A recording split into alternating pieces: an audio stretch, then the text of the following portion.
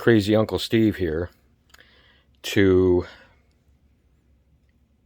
debunk man-made warming of the Earth, or at least as the main cause, which also includes the warming of all the other planets in the solar system, or what's better described as the increase in atmospheric and electromagnetic activity of those planets.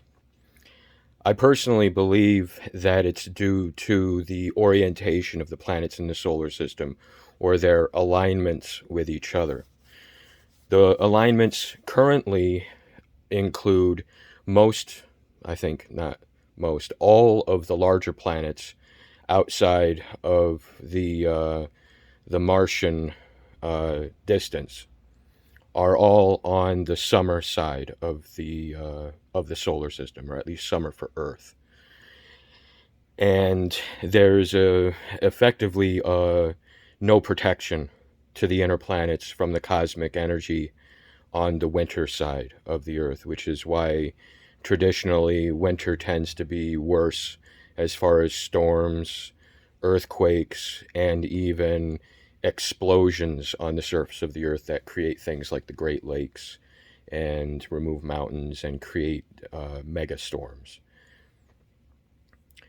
I believe what's happening is the inner planets are acting like comets do, whereas, where comets will go to are basically meteors that have elliptical orbits, uh, and they go out, pick up charge from the cosmic rays, come back in and release charge, and their releasing of that charge creates the comas that surround them as they release their charge to the interplanetary system.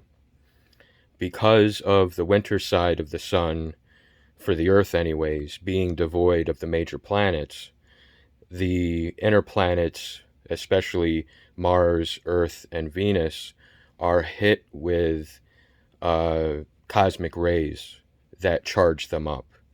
And then on the other side, because of the density of plasma on that side, it's not able to discharge as much as it would like to,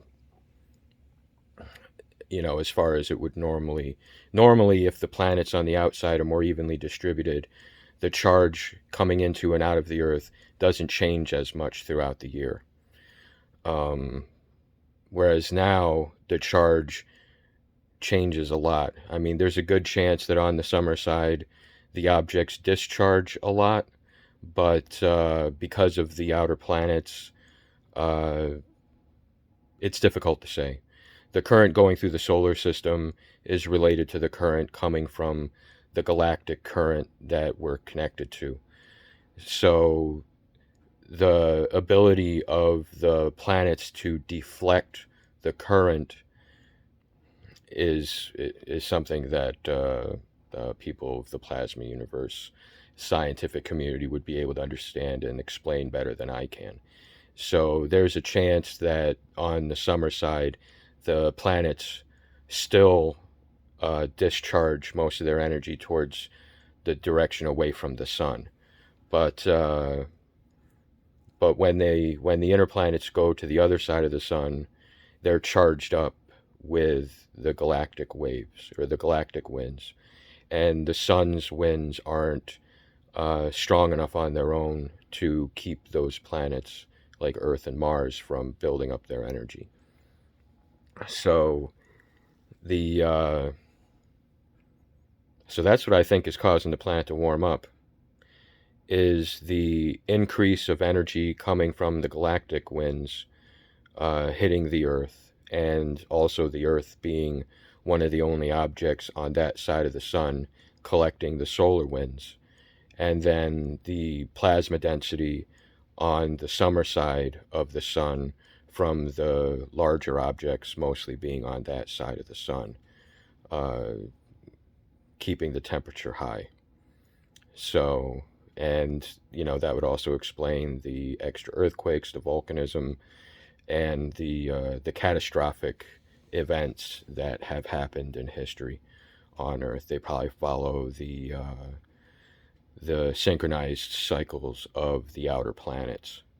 And when they all line up, it's probably worse because of the currents that can flow between the planets. I don't know if the plasma that goes away from the Earth is heavier than the cosmic rays that come in. So I don't know if there's actually much resistance on the big planet side. They might actually help with the flow of the energy out. So that input and output being so high might be what's increasing the temperature and the weather events on all the planets. But I just wanted to put that out there since, I'm the uncle, literally, that everybody talks about. They can all kiss my ass. So, love you all. Good luck.